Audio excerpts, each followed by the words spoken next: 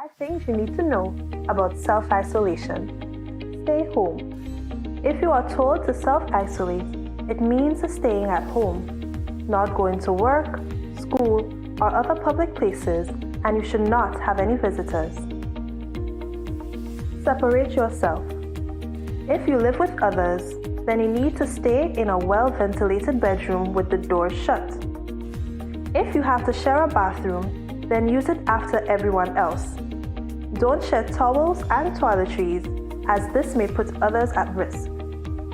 Call ahead. If you develop symptoms such as a fever or cough, then seek advice first by calling the Ministry of Health's hotline at 538-4787 or 458-4787. Please do not Philomena Robertson, thank you so much for joining us for this afternoon's press briefing, which is being facilitated by members of the Royal Grenada Police Force. Here with me this afternoon are Acting Commissioner of Police, Edwin Martin, Head of the Community Relations Department, Superintendent Vannie Kerwin, and Head of the Traffic Department, Superintendent Rani Connaught. This afternoon, in addition to the Commissioner's opening remarks, we'll have an operational overview of RGPF activities, as well as highlights of the new regulations. And we'll also look at arrangements for the opening of public transportation, effective tomorrow, as has been approved by the Cabinet. Without any further ado, I'll turn over to Commissioner Edwin Martin.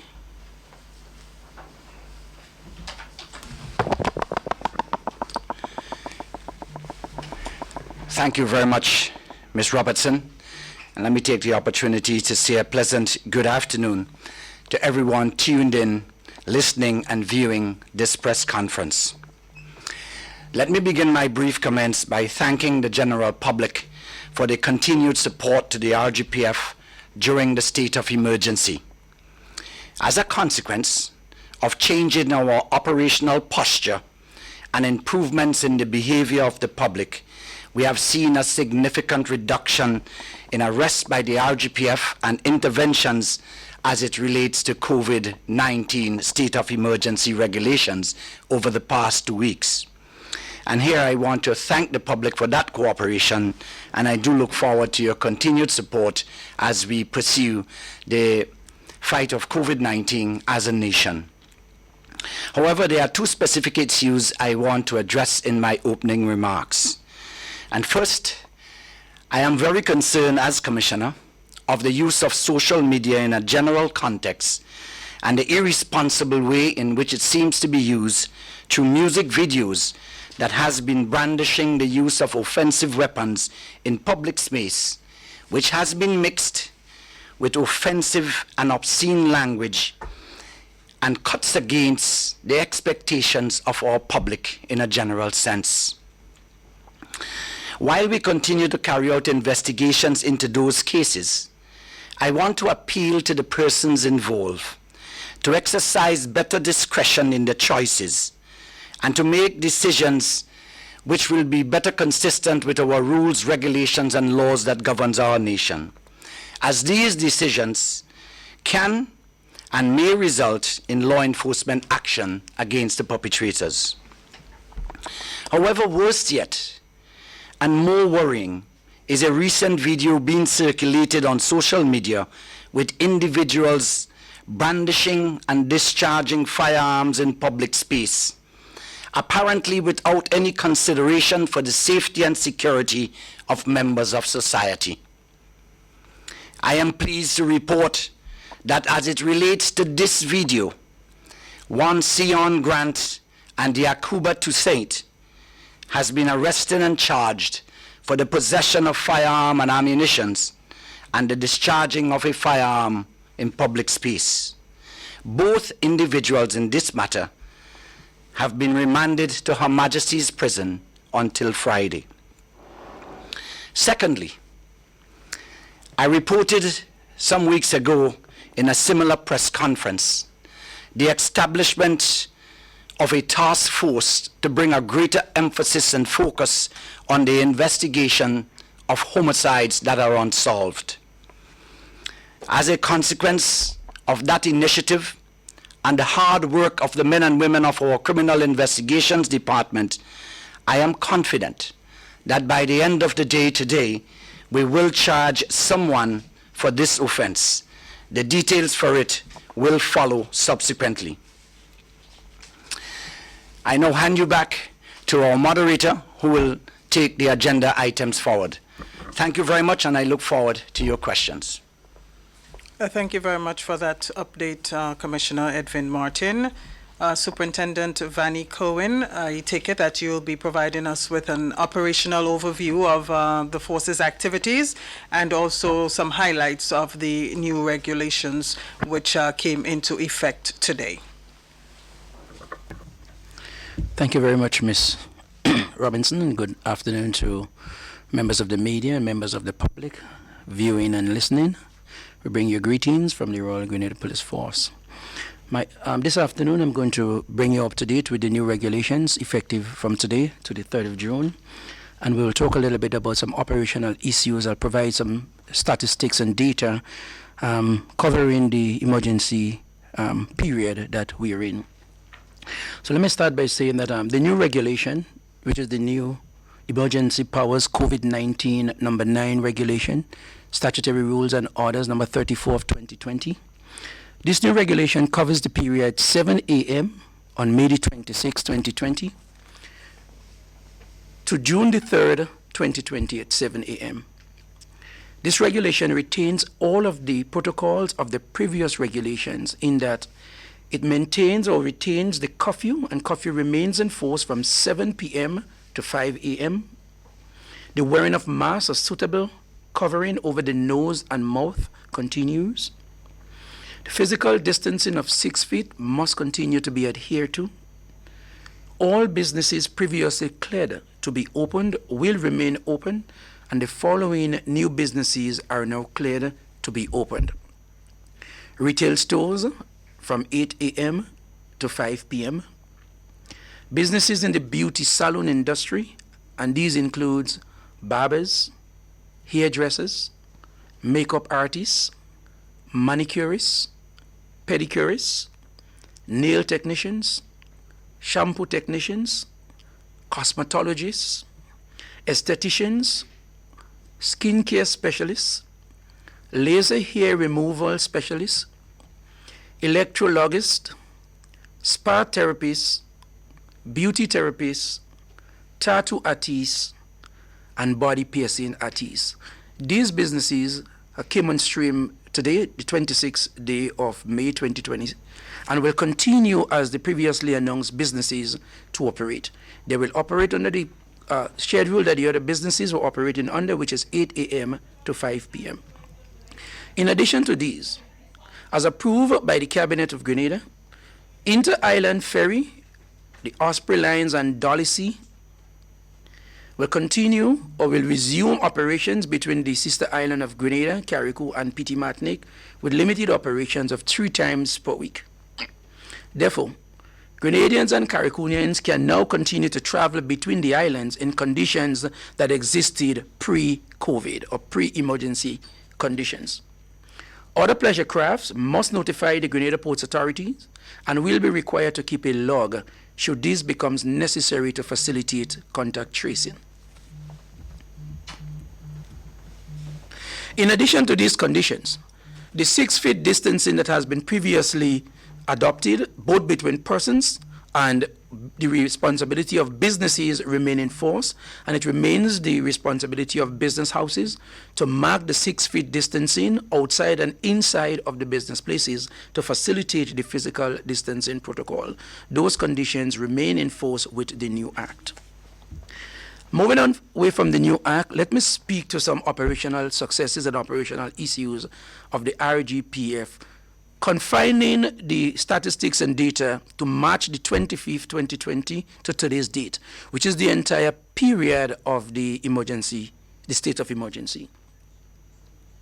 To date, the RGPF have arrested 453 persons for COVID-related offenses. And I'm speaking primarily to offenses under the regulation that governs the period state of emergency. 453 persons were arrested, 31 persons were charged and will be taken to court by summons. In total, 484 offenses under the COVID-19 Emergency Powers Regulations charges were laid. And I want to just give a breakdown of some of the major category of these offenses. Violation of curfew, 275. Violation of the face mask, 14, that's 14. Violation of social gathering, 55. And violation of physical distancing, 26. These are just some of the bigger categories for which persons were charged. The Drug Squad COVID operational success seizure of drugs is as follows.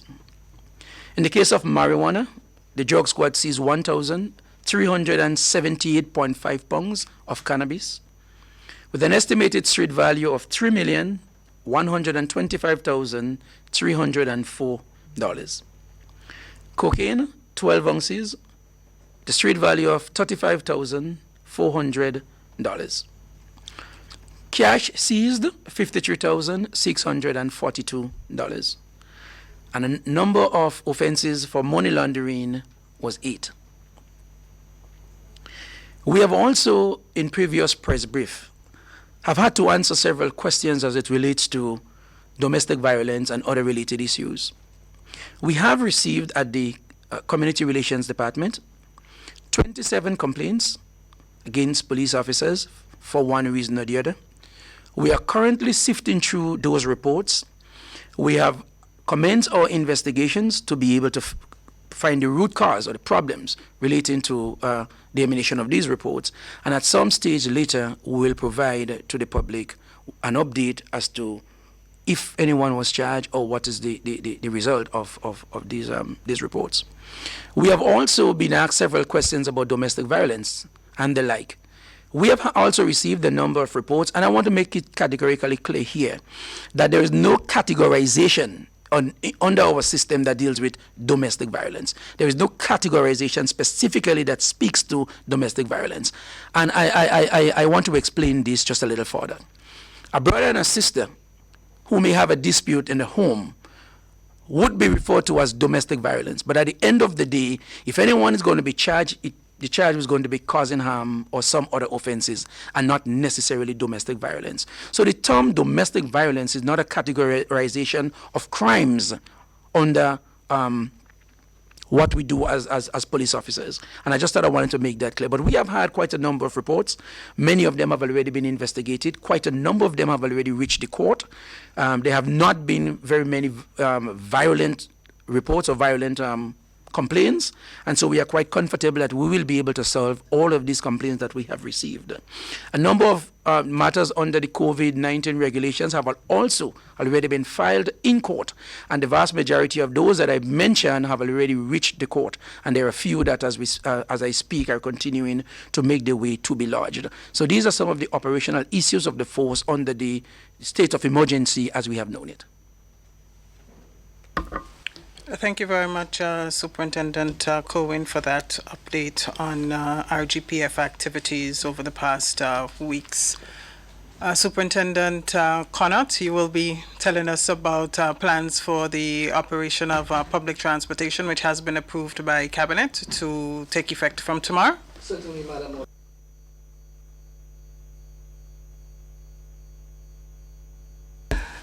Thank you very much, Madam Moderator, and I would like to take the opportunity to say pleasant good afternoon to you, the members of the media tuned in, and also the other wider audience, members of the public, also listening on this press brief. It is always a pleasure for me to sit in these engagements and to provide timely information to our citizens and to provide some level of detail as to our operations at the Traffic Department. Firstly, I'd like to provide an update on our accident tracking. Much have been said over the past couple press briefs that I have attended, and I always provide an opportunity to bring clarity on where we're at with our accident tracking. And I would provide some detail as it relates to the first quarter of 2020 against 2019. We have seen from the data collected and aggregated, there is a 0.25% increase in accidents from the period January to March 2020 in comparison to its corresponding period last year. A moderate increase, I may say, suffice to say, we are still working assiduously in making sure that our traffic calming measures, accident management, and also investigative procedures are robust enough to ensure that there is full compliance with road traffic regulations and a reduction overall in terms of accidents going forward. Suffice to say, we have entered the COVID period from on the 23rd of March, and I will speak to the accidents from that period to date. On record across the island, we have 211 accidents reported, one of which was a fatal accident, 15 serious accidents, and 195 minor accidents. And the contributing factor for most of these accidents are as a result of driving without due care and attention, and in some areas, speeding.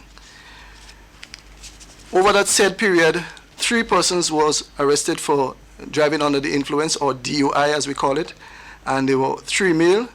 However, overall for the year 2020, since coming into force an operation of our breathalyzers, 6 male persons within the parish of St. George has been tested and found over the limit and has since been charged. I just want to hasten to mention also that one of the worrying factors here is that in some cases, persons were double the legal limit when they were tested. Right. Most recently, the traffic department, realizing and taking cognizance of the setback that was experienced because of the emergency regulations, once the easement was provided, we granted or we facilitated what you call a one-stop shop operation of our vehicle inspection. This, I must say, went down very well with the general public. And from the 3 locations that were operationalized to effect vehicle inspections, that is at the National Stadium, Gate 6 area, at Guave, and also at Pearls, from the period the 4th of May right on to our end at the 22nd of May, a total of 5,150 vehicles were inspected overall. We have since suspended that special operation and have since resumed our normal routine vehicular inspection, and that was already highlighted in a former press brief that was conducted here. So the feedback has been phenomenal, I must say, and already we are working towards making sure that a similar system is being operationalized coming into 2021. We have already started giving consideration, as I said, to the one-stop shop arrangement and working very closely with our stakeholders to make this a reality. And we highly anticipate that this will be sorted out, and we will have the blessings to operationalize this facility going into the new year. Now, the gradual easement and opening up of more of the business sectors have necessitated the resumption of the public transport system. And as a responsible organization, we anticipated every possible scenario, and we made the necessary arrangement to put the structures in place on the reopening of the public transport system. Now, as you stated in your introduction, Madam Moderator, we are going to commence our operations island-wide of the public transportation tomorrow, God's willing, commencing at the 5 a.m. with the lifting of the daily curfew, and our operations will be at all of the bus terminals across the island. I want to confidently assure the general public and members of the media that we stand ready to deliver on our expectations. All systems are in place. We have done all the necessary legwork along with our major stakeholders, tested our systems as up to today, and we will be ready for full operation come tomorrow, God's willing. This in itself does not mean that the taxi operations would be in effect. Taxi operations are presently receiving consideration, and as soon as Cabinet approves, then further announcements or pronouncements will be made in this regard. I want to drill down a little bit on how the operations, and I will start from St. George, as to how the bus operations would be conducted. The bus terminus, as we know it, would accommodate buses from zones 3 all the way up to 8. And there will be some retrofitting at the upper level to accommodate 3 and 4, but it is work in progress, and those adjustments would be made over time. But zones 1 and 2, that is the Grand Anse bus route and the St. David and Woburn bus route, would be operating off the Granby Street in St. George. Now, the Grand Anse bus would be positioned directly opposite the KFC outlet, and number 2 zone, which represents the Woburn and the Eastern Main Road into Grenville, at the upper end of the Granby Street area, in that block that we normally know to be closed off on a Friday and Saturday to facilitate market vending. One might be worried about the volume of buses utilizing that narrow space, but we have since had some discussion and have already been granted permission to use that facility known as the Old Andals Car Park, where we anticipate approximately 60 buses can be held in a waiting area and called over as the line moves forward. The operationalizing of this facility would be a joint venture between the police and the warden station at the bus terminus. And we hope to see a very smooth transition coming into tomorrow's operation. There is, however, a very important consideration that had to be tabled and was approved to ensure that there is smooth transition. Now, the bus zones 1 and 2, they would make their way along the Carenage, through Sendal Tunnel, and would enter the holding bay using that entrance between the Republic Bank and the National Insurance Scheme. There will be signs placed or positioned to ensure that drivers do not veer off and create a level of confusion or traffic congestion in the area. So there will be full deployment of police officers and traffic wardens. And the drop-off area would be right to the back of the new NS compound, and there will be marshals over at that end also to give guidance and clarity, because it would take a bit of understanding to fully get the system running effectively. So there will be anticipated teething issues, and we hope to address them as they occur. After those passengers have been dropped off, they would enter into the holding area, but must first be sanitized. Every round trip would require the sanitization of buses, and there would be attendants there to do the sanitization. And after the buses proceed out of the holding bay, some would be permitted to travel express, or what we would normally refer to as the Pongley Road buses, albeit they must be sanitized first. And the others making their way into the queue would be called over as is required. So we do anticipate a very smooth flow of things going forward. And after having been loaded, they would make their way along Halifax Street, go down to Yonge Street, Scott Street, along the Carenage. And we do expect full compliance from the bus operators, and we have been in discussion with them over time, and we look forward to their cooperation, and that was also of the members of the general public. So in a nutshell, that is my presentation here, and I do avail myself for questioning as we move forward. Thank you very much. Thank you very much, Superintendent Connaught, for that explanation as to traffic operations for buses, and also the update as it relates to the licensing, one-stop licensing procedures and other updates that you have provided. Just one thing, Madam Sure. Moderator, practically slipped me. I mentioned across the island. No, there's an arrangement for Grenville, and I thought I should mention this for clarity also. In Grenville, there is some retrofitting being undertaken presently at the Grenville bus terminus. And at present, the facilitation of only the number 2 buses would be accommodated for the operations at the Grenville bus terminus while the retrofitting is done. It is going to be done in a safe corridor, so passengers and bus operators need not to be overly worried about this. And the Zone 6 buses, along with the Zone 2, would occupy the previous positions that they once occupied along the streets, and we don't anticipate that they will be on the streets for more than 1 week, because the retrofitting is anticipated to be completed by Monday, God's willing, next Monday. At Sates, not much to be done, save and except the installation of those sanitization booths, and in Carriacou is a similar fashion. And I understand already that there is some semblance of bus operations at Carriacou, and it is running smoothly as we speak. So in a nutshell, this is how the buses would operate. And we will have a command center in position to field all questions and to provide further guidance and clarity to members of the public as we move along. Thank you again, Superintendent Connaught, for the additional information. So we turn now to members of the media who are present for your questions. Mikey, I see your hand up. We'll take you first, and then followed by Crystalina. Okay. All right. Good day to the members of the panel. First question I have for you today is, how many persons will be allowed per trip, per bus? Thank you very much for your question, Mikey.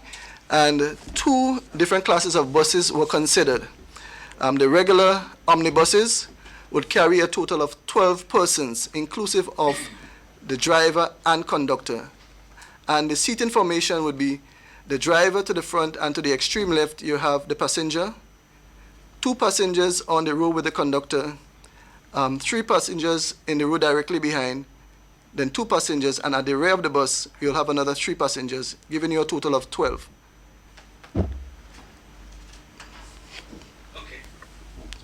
The coaster buses also, there will be 14. Sorry, Mikey. The coaster buses, 14 passengers would be accommodated on the coaster buses, and we will provide a diagram on location at the different bus terminals so as to provide some form of clarity to the operators and to the commuters alike.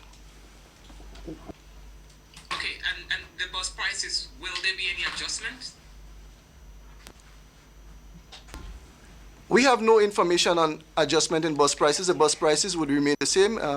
There have not been any release officially from government that there's any increase in bus prices. So the bus prices, as far as I know, are the same. Okay. Mikey, is that all from you for now? I could just add one more. One more. But I'll just take one more. Yes, just one more.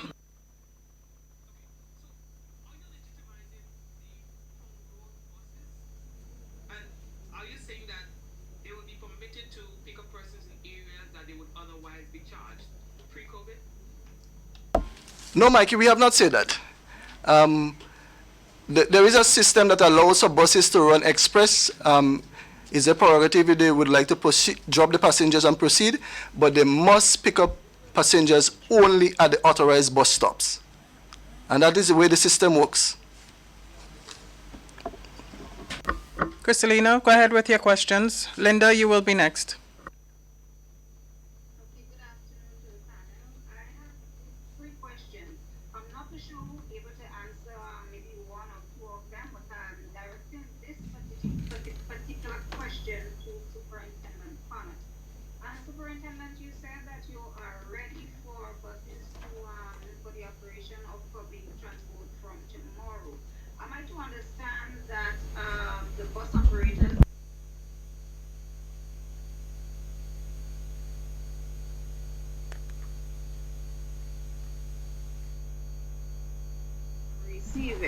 Are you saying that the bus operators are on the same page to resume operations from tomorrow?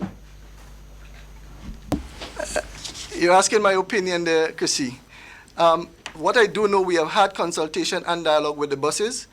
They may have differing views, but as far as I can report is that we are going into action tomorrow. The buses are now officially away, and they knew of our position before. So I am making it official now that we are going into operation before. I have not heard any formal statement from the Buses Association. So until such time, I can only say that they are aware of our position to move forward with the operation, putting public transport into operation. If I may just add to this, the mandate of the RGPF is to deliver and implement a transport plan for the commencement of public transport service effective tomorrow. That is what we have in place, and that is what we will deliver on. As to what eventually manifests or not manifests tomorrow, what we know for sure is that the RGPF will have all of the mechanisms that are in place from a law enforcement perspective to deliver on the commencement of public transport effective tomorrow morning. I hope that answers the question.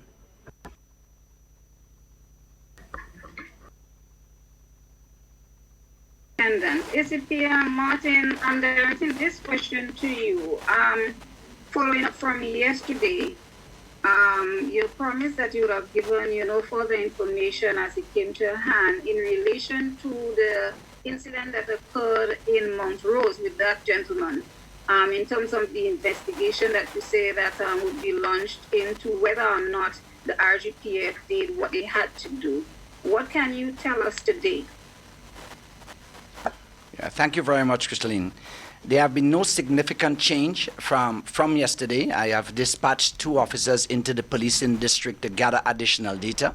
And up onto my time of leaving to come to this press conference, those persons had not yet returned. But certainly in due course, I understand that this is a matter of public interest. As soon as we can finalize the details, definitely some information will be provided. I must hasten to indicate that a particular media outfit also represented on this press conference was grateful enough to provide me with some additional information as I continue to pursue to get to the bottom of this factor and see if we can get more details on it.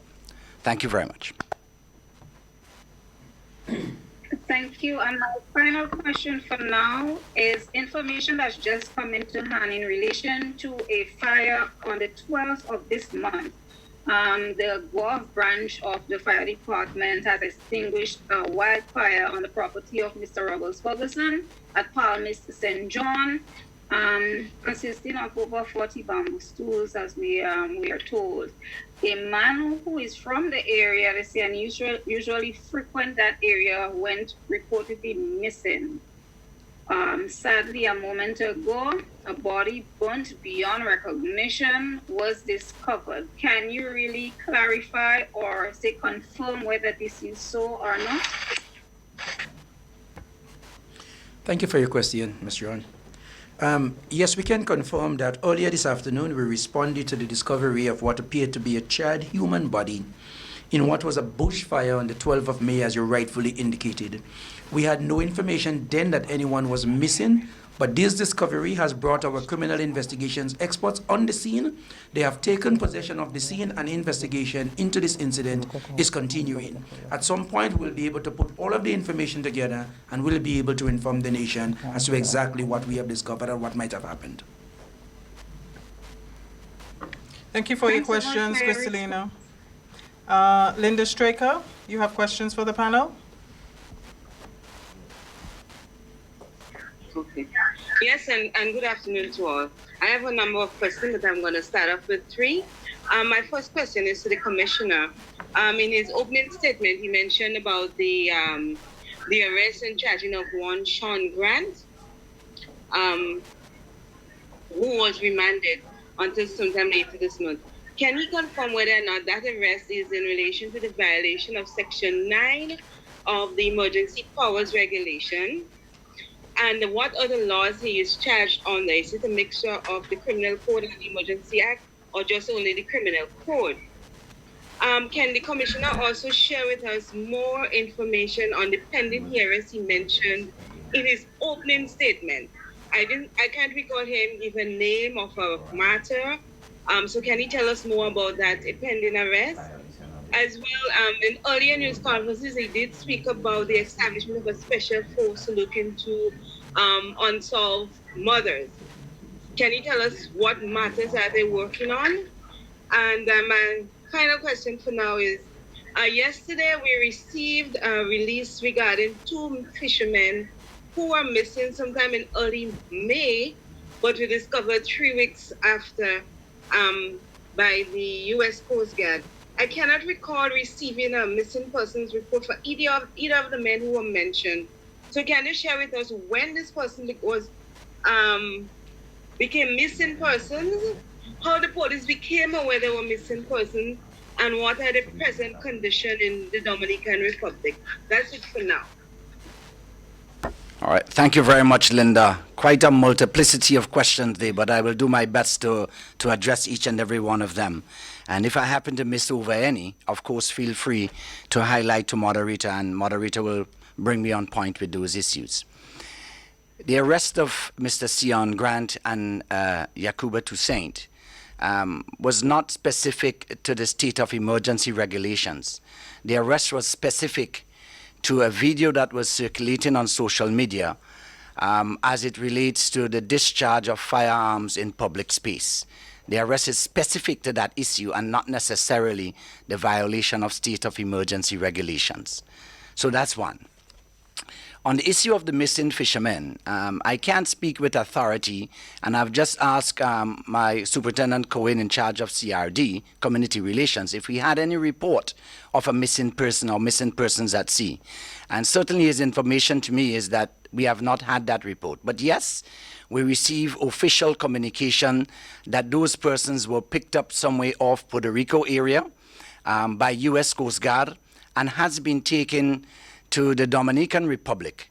I have since engaged the Ministry of Foreign Affairs for assistance in seeing how we can have those persons brought back to Grenada. Commissioner, I think she was also seeking an update on the cold cases. Okay, I briefly covered the issue of the cold cases in my initial remarks, and I indicated that in a previous press conference here, we stated that to address the issue of the unsolved homicides, we were going to start a task force to bring more deliberate focus and investigative efforts with a view to solving those outstanding homicides that were unsolved. I indicated further, and I thought that by now I would have had confirmed that the charge were actually laid. But I am very confident that by the end of the day, we will have a charge for one of those outstanding unsolved homicides. The details on that, as I indicated, will be provided subsequently after charges are officially laid.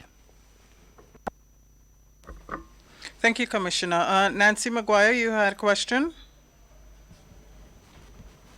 Good afternoon. I want to go back to the buses for a minute. You'd mentioned that after every round trip, every bus will be sanitized, and you also referenced sanitization booths. Can you elaborate a little bit on these sanitization booths and who will be doing the sanitization of the buses? Thank you. Thank you very much for your question, Mrs. McGuire. As I indicated in my intro, we are working closely along with other stakeholders, and the Ministry of Health would be that stakeholder partner assisting with the sanitization process. It is practically tense, staffed with individuals who will be going around with those canisters, spraying and sanitizing those parts of the buses which persons would normally touch, but to give some sense of general cleaning and sanitization, so to ensure that the regulations or the protocols and the modalities that were set for the operationalizing of this sector is done in keeping with the provisions that were drawn up.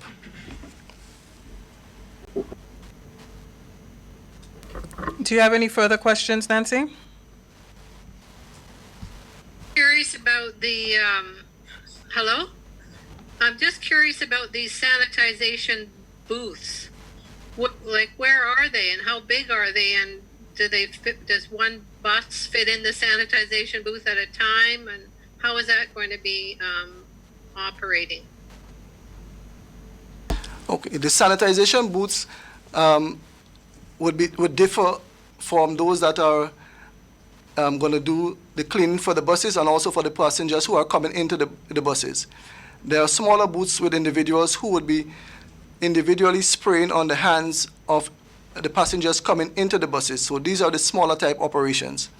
But for the buses that would be at the parking bay and has to be sanitized after every round trip, there are agents or persons who will be going around with canisters, as I indicated, spraying on the surfaces within the bus. And in addition to that, the protocol would be further outlined by the Ministry of Health officials who unfortunately could not have been here on this press brief, but they would be further elaborating, and public awareness drive, a very robust public awareness drive will follow this press brief.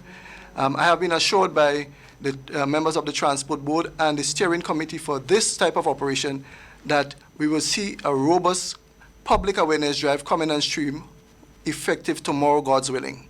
So further drilling down of this initiative is expected to take place from tomorrow, God's willing. And we do expect that posters would be placed in conspicuous locations in and around the bus stops, giving further clarity and advice to members of the public. At the bus terminus too, there will be periodic announcements being made by the management of those terminals, bringing to bear and rehashing the importance to members of the public and also to bus operators the need for us to maintain a safe and clean environment for our operations. Thank you very much. Nancy, would that be all from you, or do you have another one for now? If not, we'll move on. I'm good, thank you. Thank you. Mikey, you may go ahead. Okay, thanks again. So we have talked about the expectation of the buses and the bus drivers. I wanted to divert to the public now. Now, less persons on the buses would result in more persons on the bus terminal and also on Granby Street. So what is the RGPF's strategy for dealing with overcrowding at those facilities? I know Granby Street is kind of small, and also the bus terminal. Mikey, thank you for that question. I will start, and Superintendent Connaught will add as seen fit. The strategy here is manifold, and part of the strategy is to have a reduced number of buses per route operating at the bus terminus. The deliberate intent is to reduce density of people within a very narrow space, and we know the size of our bus terminus. If each bus is carrying 2 conductors, or a driver and conductor, sorry, with 50 buses there, you actually have 100 persons as well. And with 50 buses there, you reduce the space for the physical distancing of persons. So the first part of the strategy is to ensure a reduced number of buses per day en route, and that will be worked out in collaboration with the different bus associations to achieve that objective. The second element of the strategy, which we hope will work effectively, is the fact that we cannot have any loitering in public space, that those buses will be filled quickly to the capacity that is allowed, remembering that we now have reduced a number of persons in each bus. So the fact that the buses will be moving faster, we will have less persons hopefully lingering around. The buses move faster, they move with a larger number of persons, and we are hoping that through that mechanism we will achieve a greater distribution of persons. And as you know, the buses that are waiting, going to wait over in the parking lot close to where Andal is, and as buses depart the bay, we will then move those buses. As we depart from the actual bay at the bus terminus, we draw the excess bus from across Andal to start replacing, and hopefully that will move people faster. Certainly, it is new ground for us, but we are testing this with the overarching guiding principle of the achievement by the science and the medical advice to reduce density, control distancing of persons, and making sure that we can execute public transport in meeting the needs of the public, while at the same time not putting anyone at risk. Mr. Connaught, I don't know if there's anything to add. Commissioner, I think you would have said it all right there. Thank you. Mikey, do you have any follow-up, any further follow-up? Yes, I have another question, not necessarily a follow-up. We have to split $10 million, $330 per person for 6 months, as some sort of relief for the unemployed. Now, we have in recent weeks and months seized over, $3 million worth of marijuana. Given the trend that is taken worldwide, where nations are shifting its policy on marijuana use, in an effort to diversify its revenue streams. Are we considering taking a similar approach, or are we going to continue to destroy marijuana? Mike, you're a very progressive thinker. But unfortunately, police officers are creatures of statute. Our responsibility is to implement the laws that are on our books. And while the RGPF may or may not agree with the sentiments expressed, the position on the question that you're asking is a policy decision. And once there is a legislation, as creatures of statute, we are bound to enforce. That is our responsibility. And if we renege on that, you, the media, and members of the public, of course, will hold us accountable. So thank you. We need to lobby that question to policy if you figure it is relevant. Thank you. Thank you, Commissioner. Linda Straker, you had some other questions for the panel? Yes. Afternoon again. In his opening statement, Mr. Cohen mentioned about 400 plus arrests under Emergency Powers Act. Can you tell us how much received fixed penalty tickets and how much are expected to go to court? And in regard to the buses, what will be the operating hours of buses, with curfew being from the easement being from 5 a.m. to 7 p.m.? What will be the operating hours for buses, bearing in mind that some employers are letting go to staff exactly at 5 o'clock and they may be sleeping all the way up until 10? Thank you. Unfortunately, Ms. Straker, I do not have the amount or the number of persons who were ticketed for these offenses. And the second part of your question, how much of these persons will be going to court? I assure you, all 484 of them will have their day in court. On the buses. Ms. Straker, I will take the second part of your question. With respect to the number of buses, can you just repeat so I'll be clear? Oh, and the timing, sorry, I just got it. The terminal operations would commence at 6 a.m. and we will collapse operation at 6 p.m. daily. However, buses that would be operating since 5 a.m., once the curfew has been lifted, persons will be allowed to commence the bus operation. And it is the expectation that all buses would leave at 5 a.m. from the point of operation and to return to the point of operation or origin by 7 p.m. when the curfew takes effect once again. So I trust that answers your question. Linda, do you have any further questions? Not yet. Do we have any other questions from other members of the panel? I'm sorry, Linda, you were saying? No, I was saying the questions that I have cannot be answered as yet based on a question I asked before. Okay. Are there any further questions from other members of the media who are present? Okay, gentlemen, we seem not to have any further questions. Shall we make some closing statements and we can put a wrap on this afternoon's press briefing? Superintendent Connaught, we'll start with you. Okay, thank you.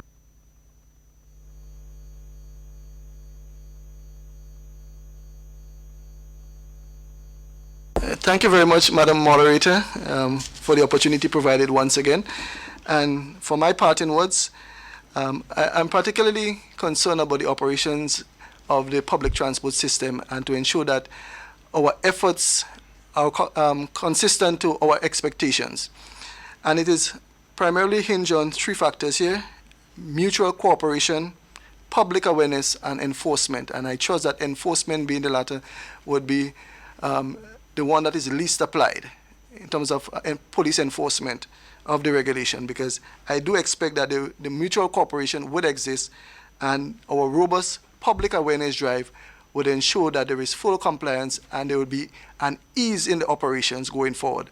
So I look forward with great anticipation for the cooperation of all parties concerned, whether it's from our stakeholders generally and from the commuters, to ensure that with the new easement that has been provided, we take much advantage of it and we ensure that the protocols are maintained and we continue to apply this harmonious approach as we move forward, with the hope that one day we will return to a state of normalcy. Thank you very much.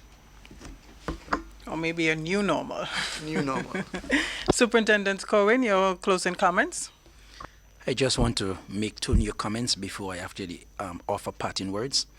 I don't know, Mr. Hutchinson, Mikey, whether or not what I'm going to say is going to be supported by you based on the question that you have asked previously, for which the Commission has answered. But this morning, early this morning, the drug squad have uprooted 200 marijuana trees in the St. James, St. Andrews area, and someone was taken into custody and has since been charged for cultivation of controlled drugs. We are also, which is the RGPF, we are also seriously concerned about the indiscriminate setting of fires that is unduly burdening the state resources that have already been depleted. Listening to most of the media houses on a daily basis, we are hearing calls for NAWASA to turn the tap on in several areas. But when people discriminately set fire that we have to respond to, there's millions of gallons that are being used to out fire rather than being used to come to the pipe in our kitchens and our bathrooms. So the appeal is for the general public.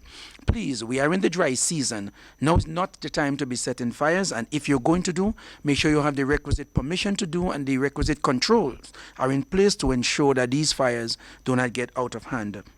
And in closing for me, I am particularly concerned about Section 9 of the regulation, which speaks to social activities. As the easement continue to be realized, we begin to see the lives of a number of people beginning to return as pre-COVID, prior to these events. We have seen crowds at the waterfalls, we have seen crowds at the beaches, we have seen, as I indicated before, social activities all over the country.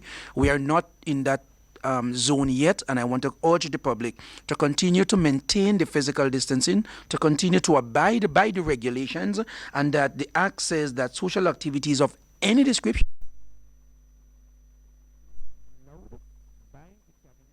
and those that we are enjoying now, as we're getting out of the period of the state of emergency, now is not the time we want to be arresting people and enforcing laws that have been in place for the last 2 months, for which all of us by now have become accustomed to. So I urge the public, please adhere to the regulations, avoid being arrested, and let us do what we have done well for the last 2 months that was able to mitigate against the continued spread of the virus. Thank you. Thank you, Superintendent Cohen, for your closing comments. Commissioner? Thank you very much. And in my closing remarks, I just want to appeal for further public collaboration and cooperation in this regard. And cooperation not necessarily in pursuit of law enforcement efforts, but specifically cooperation in the national effort to fight COVID-19.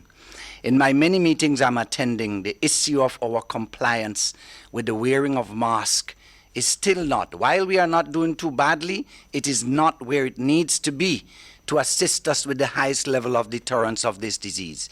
And I want to appeal to members of the public to use your influence.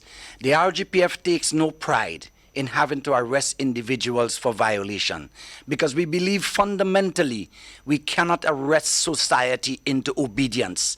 What we need is for society to be educated to identify what really needs to be done, so that we can, as an educated population, we can take the requisite measures, irrespective of law enforcement measures, and do the right thing so that Grenada can win the battle against this disease. Please, wear your mask, adhere to the protocols, so as a nation, with the easement, we will continue to live safe and secure lives. I thank you and look forward to your continued cooperation.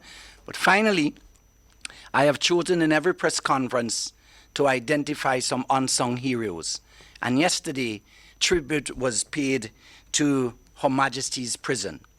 Today, I want to identify the efforts of NADMA, Superintendent McIntyre, Adjunct Mackenzie, and the team of staff and volunteers who have been doing, you, the members of the public, may not be aware, but have been doing a tremendous job in dealing with the issue of quarantine and isolation and support in collaboration and carrying out the mandate of the COVID-19 committee.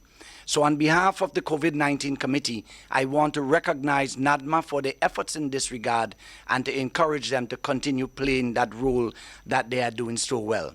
And final point is, of course, to continue to commend the RGPF, all the entire rank and file of the force to remain steadfast and continue to deliver to the best of your ability. Thank you very much, ladies and gentlemen. Thank you very much, Acting Commissioner of Police Edwin Martin, other members of the panel, Superintendent Vannie Cohen of the Community Relations Department, and Superintendent Rani Connaught of the Traffic Department. Ladies and gentlemen, members of the media, viewers, listeners, so that brings us to the end of this afternoon's press briefing, which, as you would have seen and heard, was facilitated by members of the Royal Grenada Police Force, whom I just identified. Thank you so much for tuning in. We'll see you again next time. COVID-19 spreads from person to person through the droplets that are produced when someone coughs or sneezes, which makes it easy to spread between people in close contact. Now let's get prepared to stay healthy. To reduce your chance of catching or spreading COVID-19, practice these simple everyday preventative measures. Droplets can also land on surfaces, so ensure that you wash your hands frequently for a minimum of 20 seconds or sing the happy birthday song twice. Avoid touching your face, especially your eyes, nose, and mouth. If soap and water are not readily available, use an alcohol-based hand sanitizer with an alcohol content between 60 and 90%. 70% is ideal. When you cough or sneeze, cover your nose and mouth with a flexed elbow or a tissue. Dispose of the tissue immediately and then wash your hands. If you notice someone has a fever and cough or other symptoms of respiratory illness, avoid close contact when possible. Let's all do our part to ensure that each and every Grenadian remains healthy. Our health is our collective responsibility. Stay up to date with all that's happening with the new national party, NNP. Send us a message via text or WhatsApp on 405-8683 with your name, email, and constituency. Stay in the know with NNP. Get updated.